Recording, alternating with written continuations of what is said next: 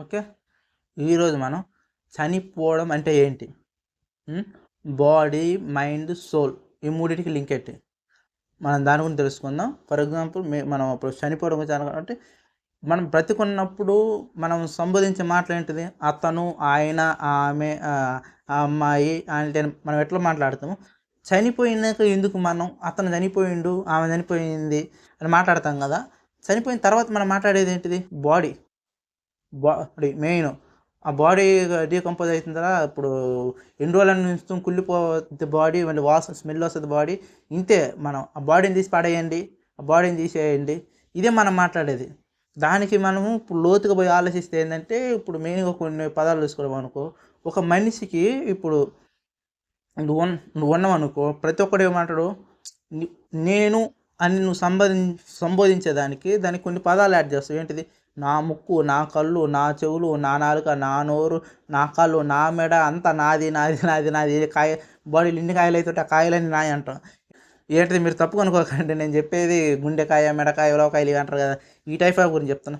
కొన్ని అవయవాలు కలిస్తేనే మనం. నువ్వు సారీ మనమంటే మళ్ళీ మీరు వేరేగా అనుకుంటారు. అది నువ్వు కొన్ని అవయవాలు కలిస్తే నువ్వు నీ బాడీ ఆర్గాన్స్ ఉన్నాయో, నీ బాడీలో అయితే ఏవైతే పార్ట్స్ ఉన్నాయో, ఆఖరికి నువ్వు శ్వాస తీసుకునేది కూడా ఒక ఊపిరితిత్తు. నువ్వు అనే సంబోధించేదానికి ఎన్ని అవయవాలు కలిసి ఉంటాయో తెలుసా? వాటిని ఇప్పుడు మనం లెక్కలో పెట్టిన ఒక వేళల్లో లెక్క పెట్టాలా? కనీసం నేను ఇంకా వాటి గురించి అంత అవగాహన ఆలోచించలేదనమాట.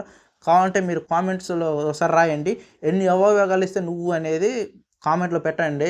ఎన్ని ఉన్నాయి మనిషికి, ఇన్ని ఆర్గాన్స్, ఇన్ని అవయవాలు, కళ్ళు గాని, ముక్కు గాని ఇవన్నీ కలిస్తేనే ఒక మనిషి. దాన్ని మనం ఏమనుకుంటున్నాం?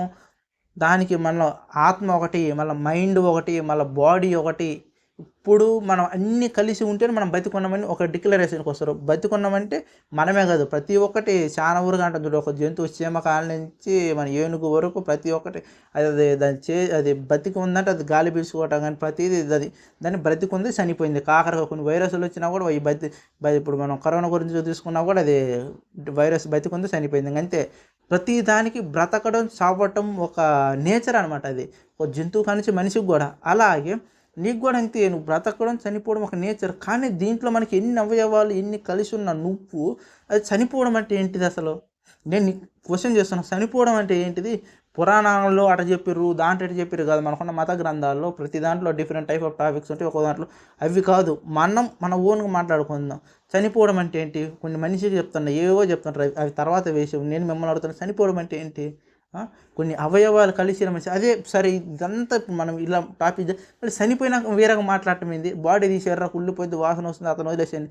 అతని ఆత్మని డివైడ్ చేసేస్తాడు. ఇప్పుడు అతను సపోజ్ ఈరోజు ఎంత బరువుండో చనిపోయే మూమెంట్‌లో కూడా అంతే. కాకపోతే ఏంటంటే ఫుడ్ తినడం వల్ల బక్క చిక్కినందువల్ల ఒక 2, 3 కేజీలు, ఒక కేజీ, ఒక 5 ఒక హాఫ్ కేజీ తగ్గిపోద్ది అంతే గాని, ఆ బాడీ అని అంటావు నువ్వు. అతని ఆత్మని తీసేస్తావు, అతని మైండ్ తీసేస్తావు, అతని సోలు ఇప్పుడు ఆత్మ అంటే సోలే కదా! అన్నీ తీసేస్తావు. అన్నీ చేసినా కూడా లాస్ట్‌కి బాడీ కాడికి వచ్చేసింది మ్యాటర్. ఇవన్నీ ఒక టైప్ ఆఫ్ అయితే ఆర్గాన్స్ ఉన్న అన్ని ఒక మనిషిని అతను, ఆయనని సంబోధించే మనం ఒక బాడీ అని సంబోధిస్తున్నాం. ఏంది? ఆర్గాన్స్ ఉన్న ఒక బాడీని. ఆ! చనిపోయినాక బాడీని సంబోధిస్తున్నాం. అది ఏంటిది? హ్మ్. చనిపోవడం అంటే నువ్వు ఇప్పుడు ఇక్కడ లేకపోవడమా? ఇప్పుడు మన బాడీలో ఒక సోల్ అంటాం కదా! మనం ఆత్మ ఉందని, ఇప్పుడు ఆత్మ గురించి కూడా చాలా సినిమా మన సోల్ అంటారు. చనిపోయినాక అది ఎక్కడ పోద్ది? ఇప్పుడు చాలామంది అంటారు సపోజ్ మంచి పనులు చేస్తే స్వర్గానికి, చెడ్డ పనులు చేస్తే నరకానికని. అది కాదు నేననేది. ఇప్పుడు అలాగనుకున్నప్పుడు పుట్టిన ప్రతి ఒక్కరు ఒక సోల్ ఎందుకు క్రియేట్ చేస్తుంటాడు దేవుడు? ఇప్పుడు కొన్ని సోల్‌లు ఉంటాయి. మనం అనుకుంటే ఇప్పుడు కొంతమంది కర్మ ఫలాల వల్ల మళ్ళీ మళ్ళీ పుడతారనుకున్నప్పుడు ఒక 100 సంవత్సరాల క్రితం జనాభా ఎంత? ఆ!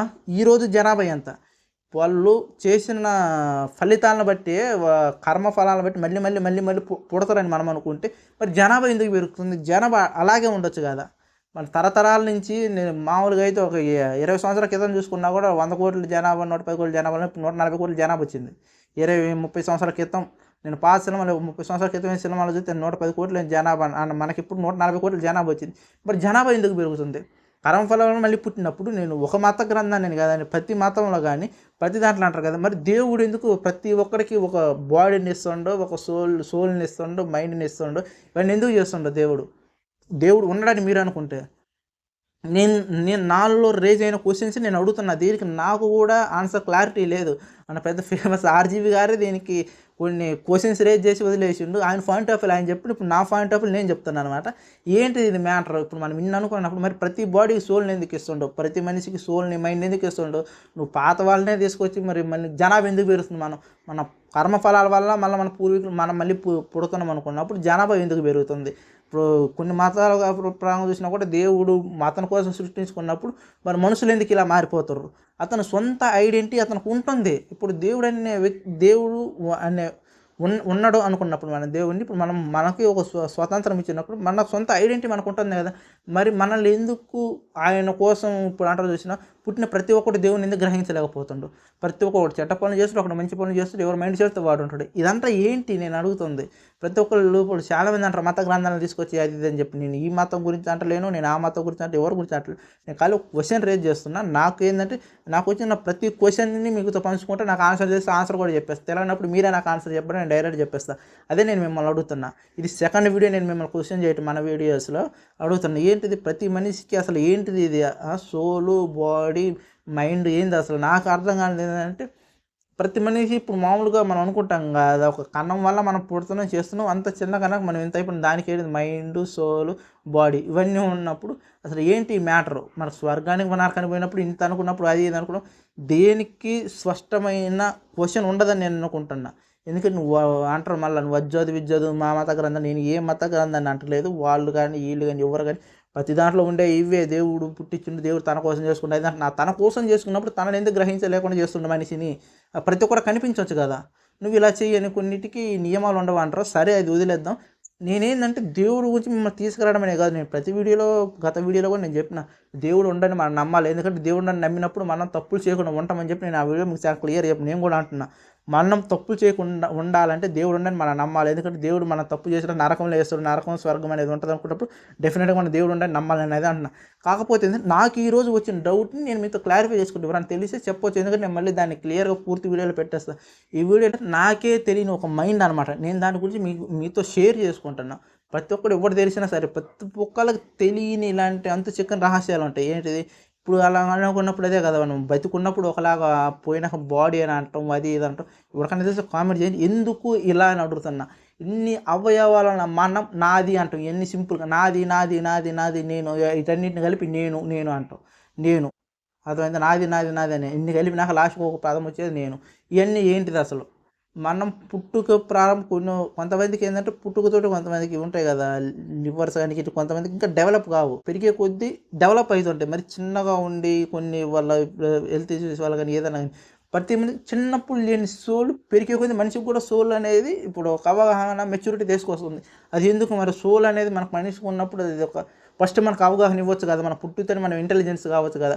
పెరిగే కొద్దీ ఎందుకు ఇంటెలిజెన్స్ అవుతాను? మన సోల్ అనేది మనకు ఉన్నప్పుడు మన సోల్ మన ముందు మనకి దాంట్లో చూసిన సిగ్నల్ పాస్ చేయొచ్చు కదా. లేకపోతే మన సోల్కి మనం అటాచ్ అయినా మళ్ళీ సోల్ మన చనిపోయినాక ఇడిపోయినప్పుడు మనం బతికున్నప్పుడు కూడా మనతో ఎందుకు కలిసి ఉంటుంది?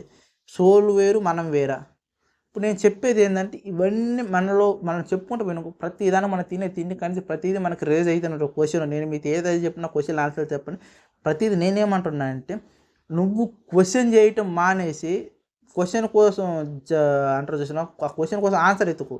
నేను ఇవన్నీ చెప్పింది ఏంటంటే నేను క్యాజువల్గా నేను మీతో అన్నా. ఎందుకంటే నాకు వచ్చిన డౌట్ ఇంకోటి నేను ఇవన్నీ ఏంటంటే ఇవన్నీ ఒక different type of topics. RGV గారు అన్నాడు నాకు కూడా కొంచెం ఒక ఐడియా దీని కూడా మనకి ఒక డిఫరెంట్గా మాట్లాడదామని చెప్పిన దీనికి ఆన్సర్ ఏం లేదబ్బా. ఏంటిదంటే నువ్వు నీ లైఫ్ని హ్యాపీగా లీడ్ చేసుకోను. బతికున్నప్పుడు చచ్చిపోయేదని ఏం లేదు. ఉన్నంత వరకు హ్యాపీగా ఉండి అంతే. నాది నాది నాది అని బతుకు. నీది నీది అని అన్నీ కలిసినప్పుడు నువ్వు అవుతావు. అర్థమైందా? నేను అని అంటున్నా. ఇది నాది అంటారు. నా కళ్ళు, నా ముక్కు, నా చెవులని నాది నాది నాది అన్నీ కలిస్తే నేను అని ఒక వర్డ్ సంభోగం అయితే అలాగే సంభోగం కాదు సారీ నాది నాది నాది అని కలిస్తే నేను అనే ఒక పదం పుట్టుకొస్తుంది అనమాట. సరేనా? ఇప్పుడు నేను మీకు చెప్పేది ఏంటంటే ప్రతిదానికి నువ్వు దేని గురించి అని ఇప్పుడు దేవుడు టాపిక్ కానీ దేవుడిని ప్రతి ఒక్కరు నమ్మాలని నేను అంటున్నా కదా. ఎందుకంటే లేడు అనే నువ్వు ఇస్తాడు విడిగా ఉండే కాటికి ఉండవు అని తప్పులు చేయకుండా ఉండడం బెటర్. వీడియో నేను చెప్పడం ఏంటంటే దేవుడు లేడు అని మిమ్మల్ని నేను మాట్లాడిన ప్రతి మాట మీకు కోపం రావచ్చు. కానీ నేను ఏంటంటే క్యాజువల్గా ఏంటంటే మనకున్న డౌట్స్ నేను చెప్పుకుంటాను అంతే. ఇప్పుడు ఇది అంటే ఇప్పుడు వీటన్నిటికి అవగాహన ఏంటంటే నువ్వు అదే కదా అంటుంది, మనిషి పుట్టుక పెరిగే విధానం కానీ ప్రతి దానికి ఒక లెవెల్ ఉంటుంది. బతికే విధానం అనేది దాని ఎక్స్పైరీ డేట్ కానీ మనిషికి ఒకలా ఉంటే జంతువుకి ఒకలా ఉంటుంది, పురుగుకి ఒకలా ఉంటుంది, ఆఖరి చీమ కూడా ప్రతి దానికి అవయవాలు అన్నీ ఉంటాయి. ప్రతి దానికి వాటి లైఫ్ని హ్యాపీగా లీడ్ చేస్తాయి. ఏంటిది ఇవన్నీ మనం కూడా మన లైఫ్ని హ్యాపీగా లీడ్ చేస్తాం. వీటికి మన సంబంధం లేకుండా హ్యాపీగా పడుతుంది. ఈరోజు ఈ వీడియోకి ఎంత మాత్రం ఎందుకంటే నేను మీకు ఈరోజు మీకు ఆన్సర్ ఏమి చేయలేకపోతున్నా, సారీ. నేను ఫ్యూచర్లో ఏమైనా బుక్స్ చదివి మీకు ఏమైనా చెప్పగలుగుతా. సరేనా? ఈరోజు ఈ వీడియోకి ఎంత మాత్రం, నెక్స్ట్ వీడియోలో కలుసుకుందాం. అంతవరకు బాయ్.